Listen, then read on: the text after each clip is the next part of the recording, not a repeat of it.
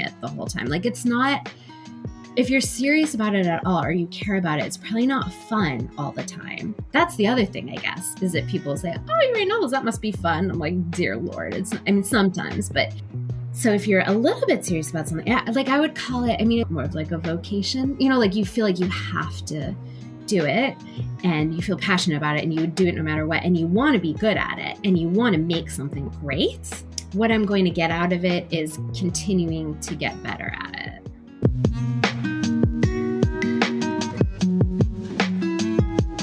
Welcome to the Mindful and Dream podcast, where we help you not lose sight of what's really important whilst chasing your dreams. Today's guest is Amy Shearn. She's the award-winning author of The Unseen City, The Mermaid of Brooklyn, and How Far is the Ocean from Here? She's currently working at Medium, where she's the editor of Human Parts and Creator Hub. She's a former editor at the fiction publication called Joyland, and her work has been featured in New York Times, Slate, and Poets and Writers. She shares some interesting ideas about doing more of what energizes you, rather than trying to do less of the things that drain you. And I think it's a good mindset shift that you should pay attention to. I hope you enjoy today's episode. Welcome, Amy. It's great to have you here on Mindful and Driven. We've actually been talking for about half an hour before we started recording, but it's still great to have you here.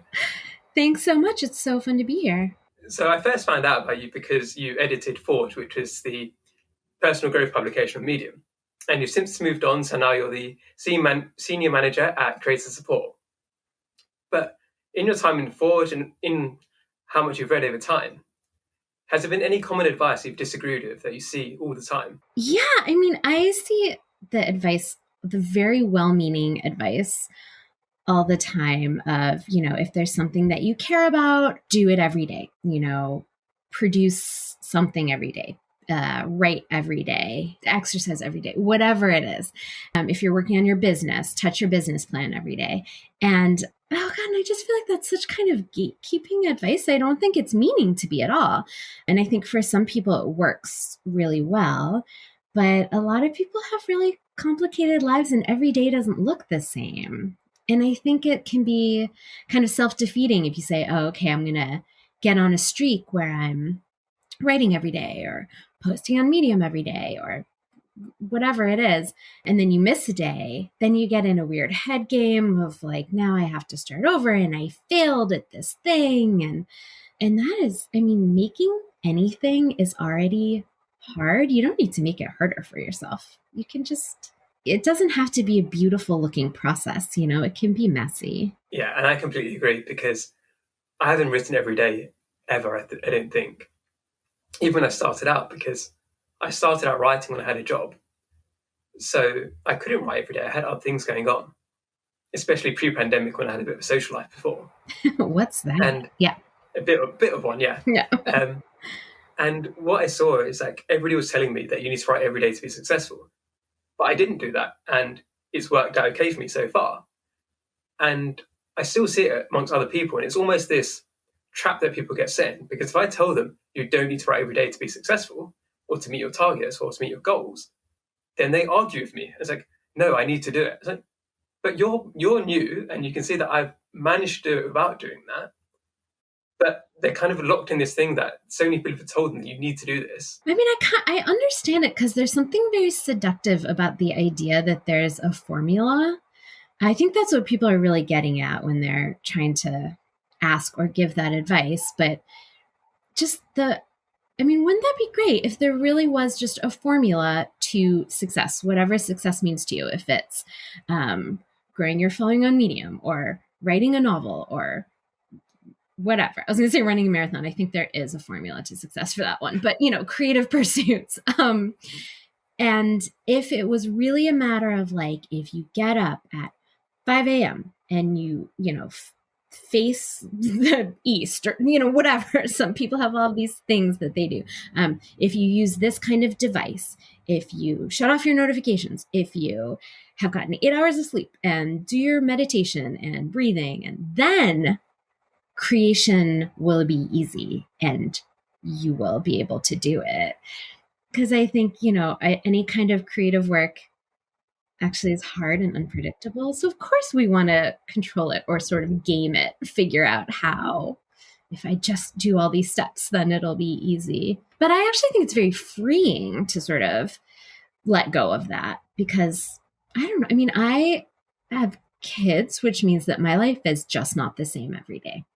And to sort of set up something that where I had rules for myself, if I was like, well, I must write from 5 to 7 a.m. every day. I mean, I actually did used to do that before I had kids and it worked, but that is always changing. Your life, the shape of your life is always changing. And then when you have kids or anything else that's kind of unpredictable in your life, it's just not going to be the same every day. And it doesn't have to be. It's okay. Yeah, the way I always think about it is you don't need to be loyal to a past version of yourself. Just because that worked for you before doesn't mean that it works for you now. Like, you're a different person now. And being a mother and having, like, once you've written your first book as well, it's different. Like, your process is different for each book you write, I suppose, because you've got more experience, you know yourself better. And if you make the rules based on, like, when you were earlier in the process and you didn't know yourself very well, you didn't know what worked and what didn't work, it wouldn't make sense for you to stick to that, even when you know, like, oh, actually, I'm more productive in the evening. But no, I'm going to do it in the morning because that's when I told myself I was going to do it. Right. It worked the first time. Yeah, I mean, I think that's really the key. I feel like especially for parents, maybe for everyone, but is just not getting attached to one version of how to do things, like achieving balance or figuring out how to do it all or what you can focus on. It's just kind of always changing. And that's not, as they say in tech, it's the feature, not the bug, that's like how it is. And it's actually good. Is there a point in the past where you really did struggle with your balance and you felt that you were overworked and getting too stressed out? And what did you do about it? How did you get out of that? Yeah, of course. I mean, we were talking about this a little bit.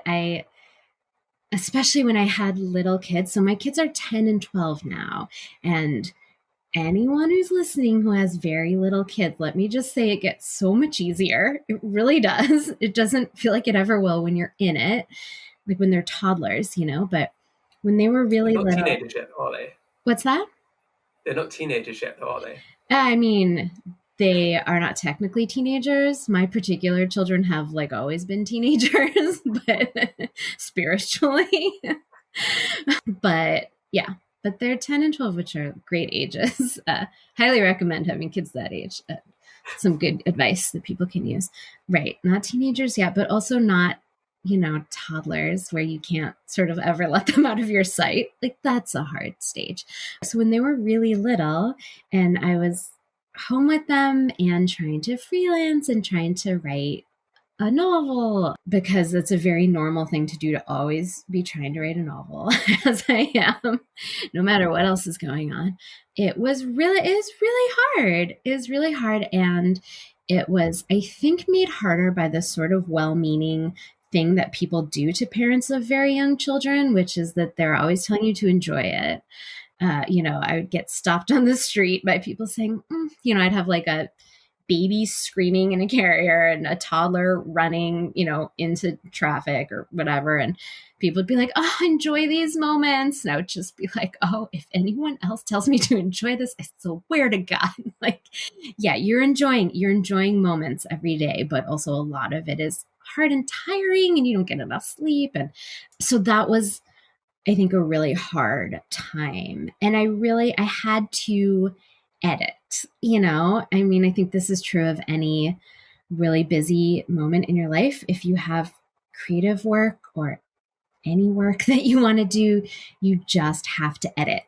And, I was like, okay, I can do the kids, I can do work, I can do maybe one other thing, but you can't, and I know that you've had guests who have said this before because I listen to your podcast, but it's really true. Like, you can't have all the things all the time.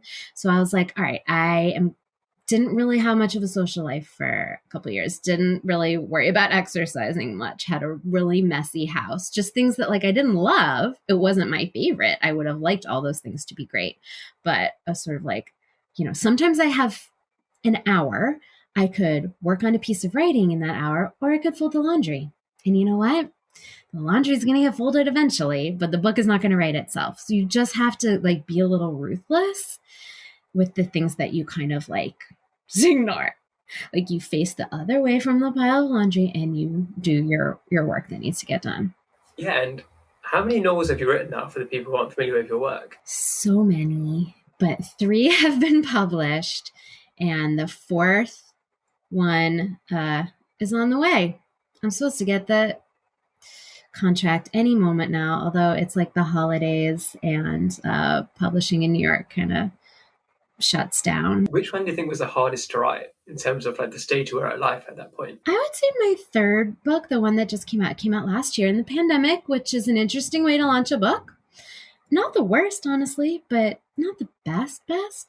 But that book was written in a moment when my life was probably the busiest. It took a long time. I started it when my kids were, I think, about like 3 and 5, which is like a perfectly bananas moment in your life, no matter what else is going on. And I decided, and I was home with them and also working, freelancing and teaching, and also decided that I should write sort of my most ambitious novel that I'd ever written that involved a lot of historical research and a lot of storylines. And looking back, why were those things all happening at the same time? I'm sure there was some reason, but so I sort of gave myself this giant challenge, and it took a really long time, but it got written. For people who are listening and they say they want to write a novel someday, but they haven't started yet, and it's always that thing that's on the bucket list, what would you kind of warn them is the hardest thing to be aware of before they start writing and before they say, oh, I can do it in an hour a day? I want everyone to write a novel.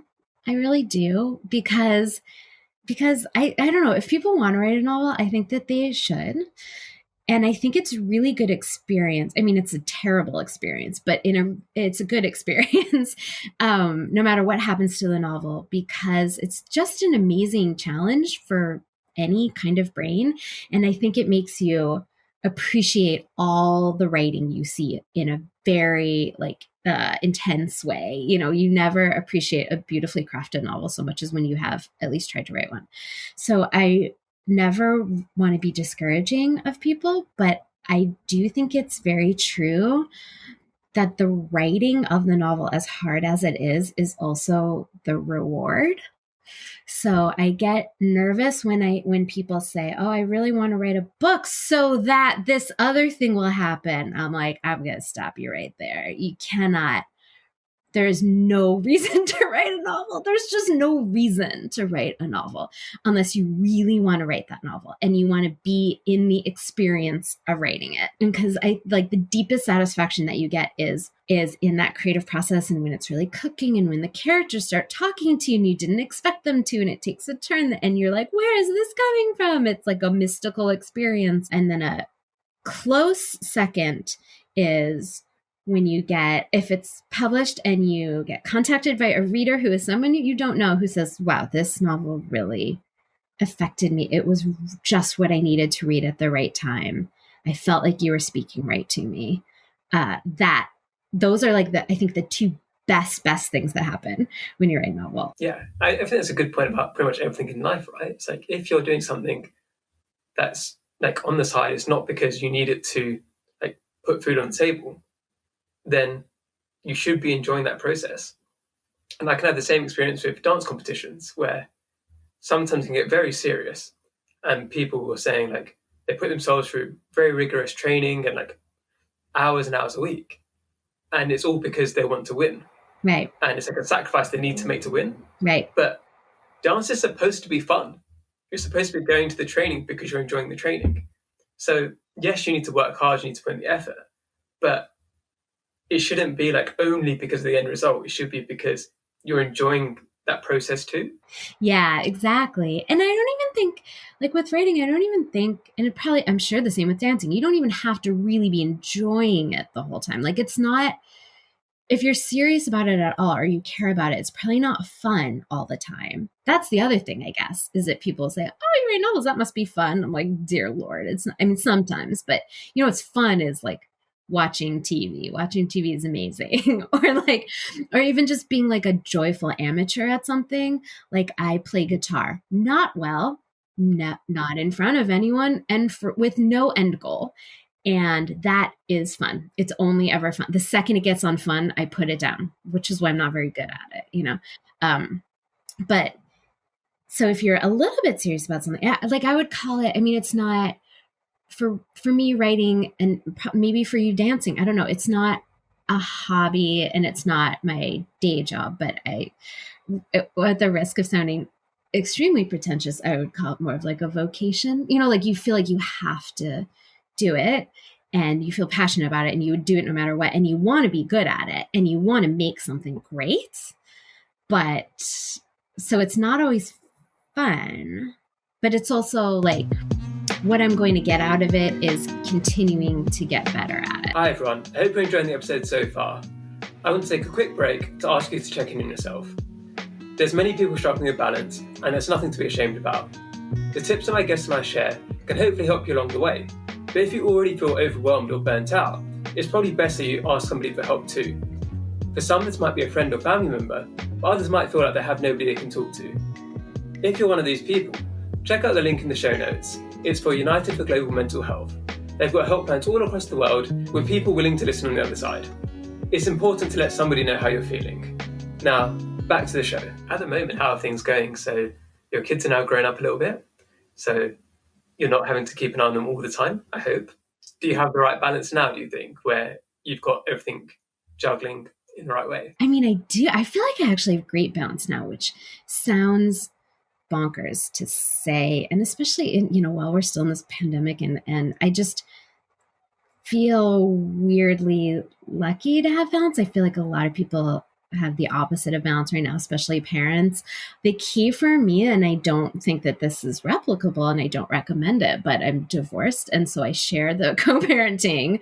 I have court-ordered equal co-parenting, which is like a honestly very humane way to parent. So I get breaks. I have weekends to myself where I can just write. It's like the division of labor is real even right now. And then the other thing that really helps me with balance right now is also something that's not really under my control, which is that I work from home. For me, has been really game changing. When you're a working mom and you are working in an office and then like rushing to pick up your kids from after care at their school, it's like you're always like the first one to leave work and the last one to pick up the kids. And you just feel like you're failing, I work somewhere at Medium. There was when we were in the office, there was never a culture of nobody batted an eye if I left exactly at 5. It was very understanding in that way. But I have worked places, where people are like, look who's leaving right at 5, and you're like racing and willing the train to work properly, which doesn't because it's New York City and everything is broken. And then getting to aftercare, with your kids are like the last people sitting in the cafeteria, just staring at the door like, oh, you decided to come pick us up, like sweating. Like, I'm so sorry. Okay, I'm here. And just that, like not having that in my life anymore is really good for my mental health and just for the balance. Yeah, I think working from home is very humane for me, for a working parent. That there's a lot of caveats there, which is that my kids are going to school now. They're also old enough that they can, look after, do their own homework once they're home and that kind of thing. And I work at a really understanding place where there's like a lot of trust. What's interesting about that as well, as you mentioned earlier before we started recording, that you went for dinner recently or drinks with like a co-worker. Yeah. So have you found that as well? Because you said that you really enjoyed that, but obviously when you're not in the office and you don't get to see your co-workers as much. So when things do go back to normal, hopefully, what kind of balance do you want with that in terms of seeing your co-workers, having that social interaction as well? I do really miss seeing my colleagues, actually. And this is going to sound ridiculous, and I might someday just laugh and shake my head when I think about this, but I miss having in-person meetings, especially sort of when we're brainstorming ideas. There's just something about being in a room with the people I work with that I do actually really miss sometimes. I would love it if there was a future where, like now I actually work on quite a small team. And if there was like a moment in the future where we could all work from home, but be in the same place at the same time, maybe one day a week, I think that would be really nice. Before you worked at Medium, you did work for yourself at different points, right?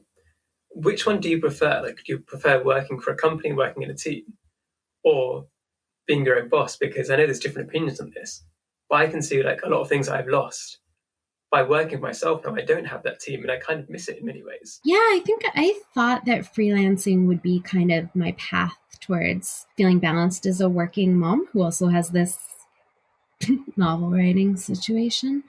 And I actually found it to be really stressful. To me, it works better to work at an actual place. I mean, first of all, I'm a single mom, so having a steady income and health insurance really come in handy. And just not being able to focus on the work and on building something. I'm really fortunate that my job right now at Medium involves supporting writers and creators, which is, I mean, it is crazy to me that this is what my job has turned into, because it's like all I truly care about and have ever wanted to do. So it's amazing to be able to be working supporting creators in the way that I do now. But it's like that feeling like we're building something and we're working towards something. I work on this publication creators hub and which is Medium's publication for writers, and it's just been so satisfying to watch it grow. And when you're a freelancer, or at least the way I was freelancing, it was like a piece here, a consulting thing here, a manuscript consult here.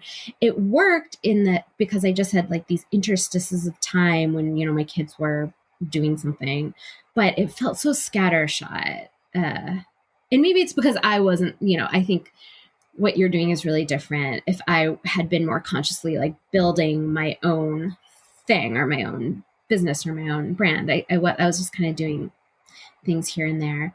Yeah. So for me, it really having a steady day job at an organization is like, I think 20-year-old me would have never seen that in my future and would have never seen that as like the path to freedom as a writer. But I really think it is for me. And then also just as a writer, it frees me to, I do writing for work, but it's a different kind of writing than my novels and my fiction writing. It's like there's no pressure on that stuff to do anything other than to be art, kind of. I don't need it to make any money because I have a job, and that frees me creatively. But then that also, I say that also I have like a lot of job satisfaction, and my job is creative and I work with great people. So that it would feel really different if that wasn't the case. Yeah, and I think what's good to hear as well is that same my guests come on and many of them have quit their jobs and gone in to find something which they really love. But I always try to make it really clear as well is that you've got to do what's right for you. And for some people, being your own boss and doing your own business is what's right for you. Totally. Whereas for other people, working for somebody else and being part of a team and building something with a higher purpose is the better way to go. And it's somebody I interviewed for like the other podcast, the Entrepreneur's Handbook podcast. And what she said is that the people who are successful in the organization are the people who aren't just doing it because this is what they want. They want to earn X amount, want this job title. It's because they actually care. And that makes such a difference, because if you're working at a company and you believe in what they're doing, then it's kind of like you're getting paid to work on something you care about anyway, which is great, which I think is kind of almost the situation you're in. You're doing something which you love. Right. And you need to do it. Yeah, it sounds so corny, but look, I have worked places where I didn't believe in the organization's mission or didn't really understand my role in it or didn't really feel like we were building towards something. And like, it's different, it's fine. You still have some coworkers you get along with, and maybe you like kind of some of the tasks of your job and you kind of punch in and punch out and cash your paycheck and it's fine. But the job that I had before this one was a way more mellow job. It was at this kind of sleepy nonprofit. Medium is a wild ride. My job changes a lot. It's like there's just always a ton of stuff happening. And you would think on paper that this other job was sort of a better day job for like a busy writer mom. It was very calm. Nothing ever changed. It was very reliable. And I felt so burnt out. I was really, and now that I have a little time and space from it, I can see I was even more burnt out than I realized. And part of it was being bored. Part of it was some like management issues. But part of it was just being like, what am I doing here? Like, what am I adding to this? What is like not having that real sense of purpose, which is no shade on that job. That job is like, it's a lovely publication, a lovely place. It didn't have that same sense of like skin in the game, or like I was helping to create or build something. I think it's also the idea that sometimes you don't need to cure burnout by doing less, sometimes by doing more of what energizes you. So take away stuff that doesn't energize you, but replace it with something that does energize you, makes you happy, and gives you the energy to take on the day. And it seems like you're doing more work than you did before, but you actually, in terms of energy, you've got more energy from that. Whereas being bored just drained you. I think that's exactly right. And I think that's, yeah, now that you say that, I feel like a lot of people, and also, I mean, it's such a privilege to even talk about this. Like sometimes you're just happy to have a job and you need to hold on to it, and totally understand that.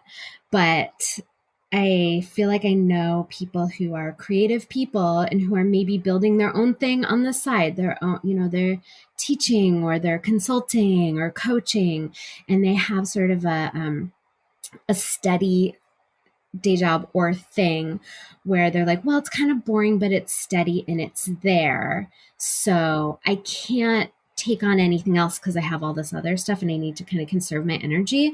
But I think you're right. It's not the amount of stuff that you're doing. It's if it gives back to you, if it feeds you. Like you had asked a question earlier about a time when I was really burnt out and what I did about it. And when I think about it, I felt burnt out and stressed and like I had no balance when my kids were really little. And what helped that was a little bit, like I was saying, sort of editing things out, but also making sure to make time for the thing that really feeds me and energizes me, which is writing.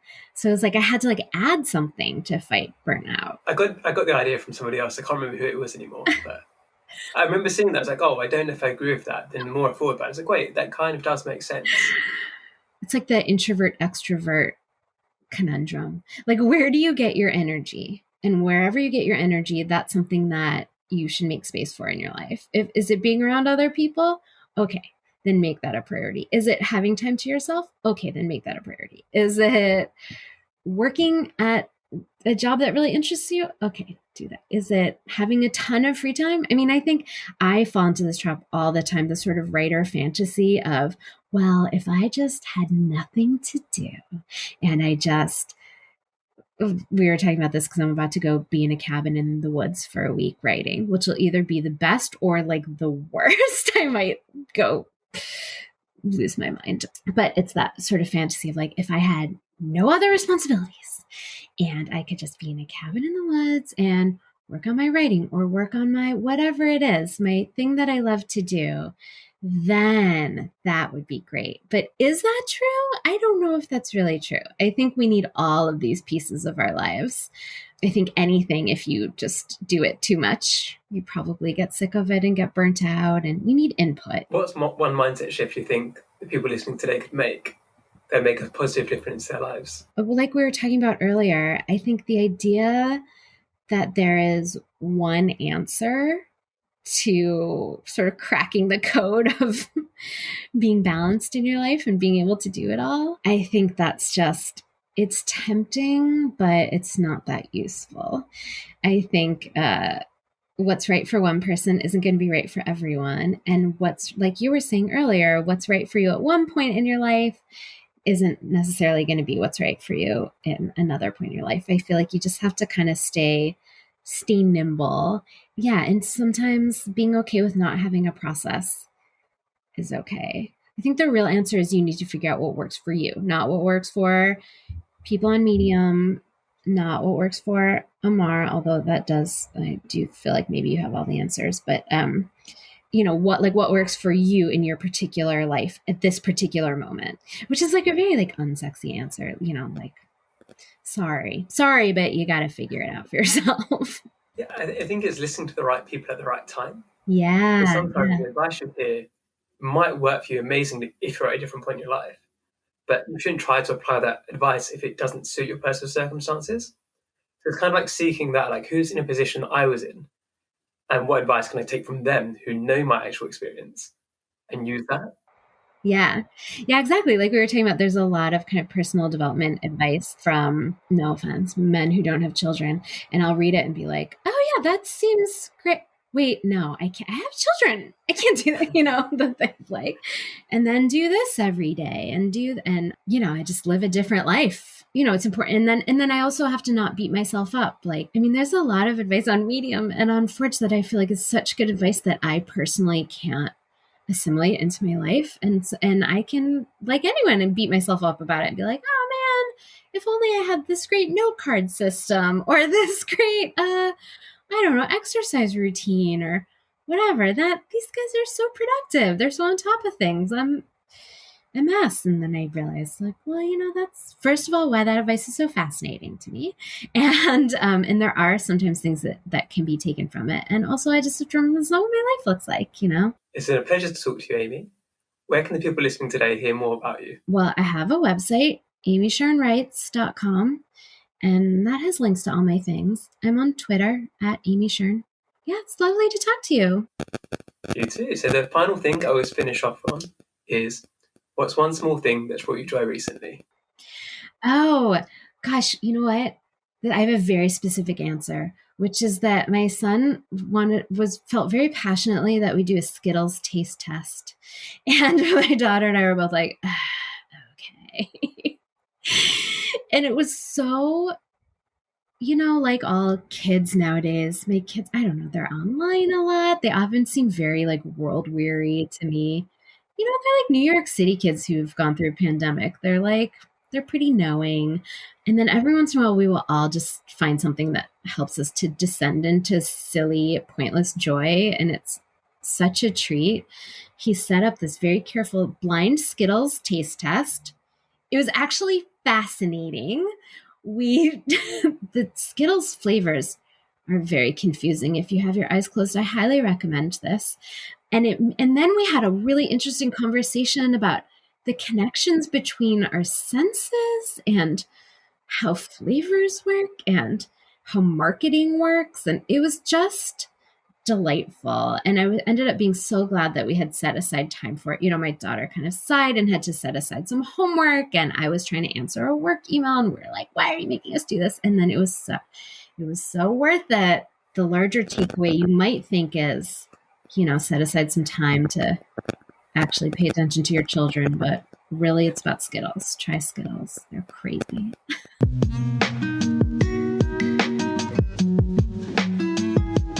If you're listening on Apple Podcasts, I'd love it if you could leave me a 5-star review.